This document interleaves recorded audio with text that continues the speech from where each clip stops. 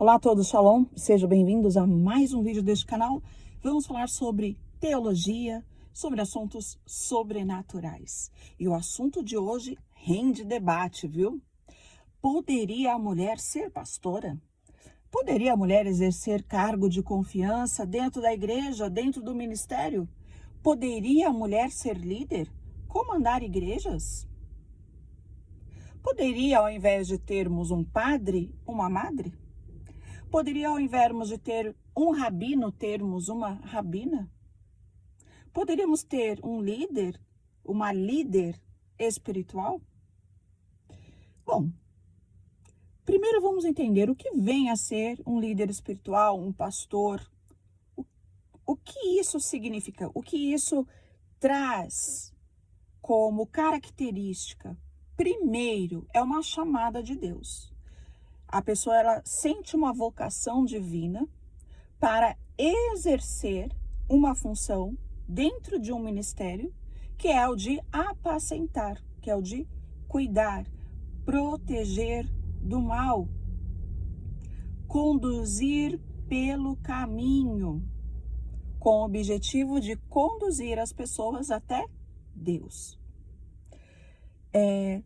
Dentro da Bíblia, que é o norte dessas religiões, né?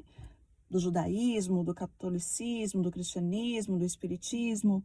Dentro da Bíblia existe pastora? Existe uma, né? Ela era realmente pastora de ovelhas, mas existia sim uma pastora. Agora, a função, né? O exercício de uma mulher no cargo de liderança existia? Existia. Nós tínhamos a juíza Débora. Lembrando que a função de um juiz não era exclusivamente de governo, o que já é muito. Ela governava sobre Israel e ela também julgava. Lembrando que o juiz era uma chamada divina, a pessoa era ungida, ela era capacitada por Deus para julgar de acordo com a Torá, com o Pentateuco, com os mandamentos de Deus. E ela recebeu essa outorga, essa autoridade de Deus para essa liderança. E ela foi uma senhora de guerra também. Muito inteligente, muito capaz, casada, sim, mas uma mulher capacitada por Deus para exercer um cargo de liderança. No livro de Joel, capítulo 2, é dito que o Espírito de Deus seria derramado sobre toda a carne, ou seja, sobre todo tipo de pessoa. Se nós analisarmos o que o apóstolo Paulo diz aos Gálatas, ele diz que já não há mais judeu, nem grego, nem negro, nem branco, nem homem, nem mulher. Olha que interessante isso.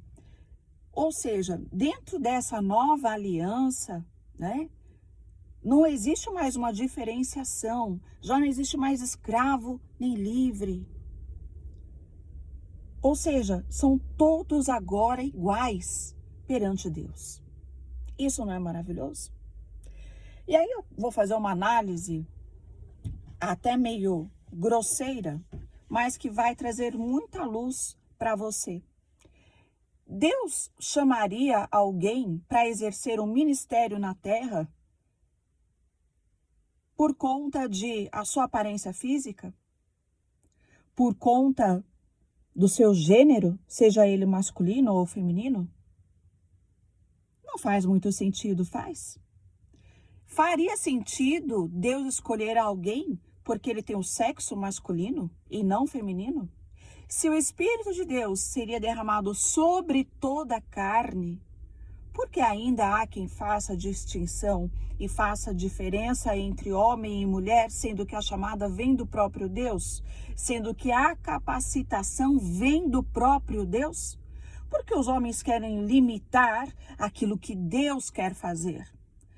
Quando Deus escolhe uma pessoa para um ministério, para um cargo de liderança, Ele é quem capacita, é Ele quem chama. Então não importa se você está de acordo, se você não está de acordo. Não importa se você não aceita uma mulher à frente de um trabalho. Deus não está preocupado com o que você acha. Porque se ele chamou uma mulher, como chamou Débora, como chamou a Febe, já no Novo Testamento, como chamou a Priscila, como Jesus chamou Marta e Maria para ensinar para elas. Uma escolheu estar lá junto com Jesus para aprender. E quem aprendia com Jesus eram majoritariamente homens. Porque Jesus era um mestre, um rabino, um instrutor. E quem estudava com ele eram meninos, homens. Mas uma falou, não, eu vou cuidar da casa, eu vou lavar a louça, porque as pessoas estão chegando aqui, tem muita gente, eu vou cuidar da casa. Maria, não. Maria se sentou lá no meio dos meninos e foi aprender com o mestre Jesus. E o que Jesus disse? Marta, Marta. Maria escolheu a melhor parte. Ou seja, Marta, você está preocupada com a casa, com os afazeres do lar? É o momento de você aprender. Faça como Maria. Eu estou chamando vocês. Eu estou aqui na sua casa. Olha como Marta tinha a mente voltada para o seu tempo, né? Em que naquela época, infelizmente, as mulheres elas eram separadas do conhecimento, do estudo, elas não tinham acesso. Mas Jesus incluiu. O apóstolo Paulo é o apóstolo da inclusão. E ele incluiu mulheres no seu ministério. Que estavam à frente mesmo. Que estavam em posição de comando, de liderança. Ah, mas não tinha o nome de pastora. E é necessário? Aí, existe uma parte hipócrita. Vocês me desculpem em dizer, mas eu sou assim, quem me conhece sabe. Existem alguns hipócritas que dizem, ah, mulher no máximo pode ser missionária. Aí pegam a mulher para pregar, para cuidar de almas, para cuidar de gente que vem lascada do mundo, para ela apacentar, para ela cuidar, muitas vezes para ela dirigir igreja. Mas não pode ser pastora, ou seja, exerce toda a função de pastora, mas o título não pode receber. Sabe qual é o nome disso? Machismo. E machismo não se aplica às escrituras, não se aplica à pessoa de Jesus Cristo.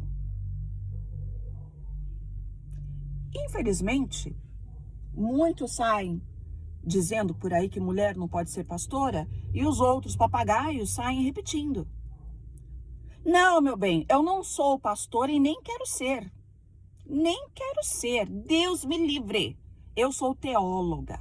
Eu sou livre disso. Eu estudo religiões, eu ensino religiões. E a minha função aqui dos meus vídeos é a de ensinar, é a de instruir. E eu não vou trazer algo que não está nas escrituras. Não, o que é costume é costume. Se uma igreja tem o costume da mulher não exercer cargo de liderança, ainda nos tempos de hoje, problema deles. Eles que vivam bem assim.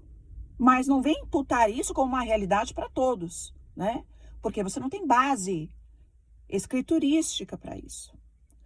A própria ideia, né, do evangelho, que é da inclusão, que é de não haver mais diferença, não há mais judeu, nem grego, nem homem, nem mulher, nem negro, nem branco, nem escravo, nem livre, é todo mundo um só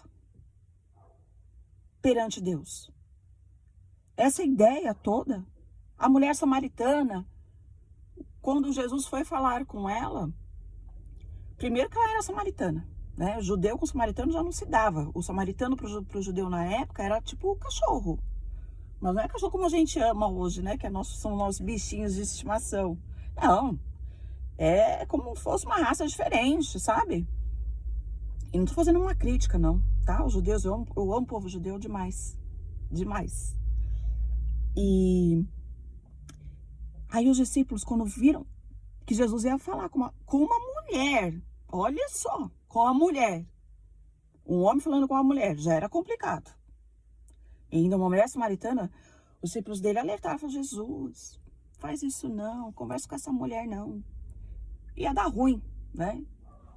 No fim, ela entende que se tratava realmente do Messias. E ela sai contando em toda a cidade. Ou seja, ela fez um trabalho de quê? Missionário, evangelístico. Ela saiu anunciando as boas novas. Quando Jesus ressuscitou, ele apareceu para quem primeiro? Para os apóstolos, Pedro, João, Tiago. Para quem ele apareceu primeiro? Para as mulheres. As mulheres foram as primeiras a anunciar Jesus Cristo ressuscitado. Isso não é maravilhoso? Deus não faz acepção de pessoas. A chamada vem do alto. É Ele quem capacita, é Ele quem chama. E se a gente entender e respeitar isso, nós vamos muito mais apoiar mulheres em cargos de liderança, em ministérios, igrejas e diversos segmentos religiosos do que atrapalhar. Então vamos respeitar, se puder ajudar, tá bom? Muito obrigada por ficar até aqui. Shalom.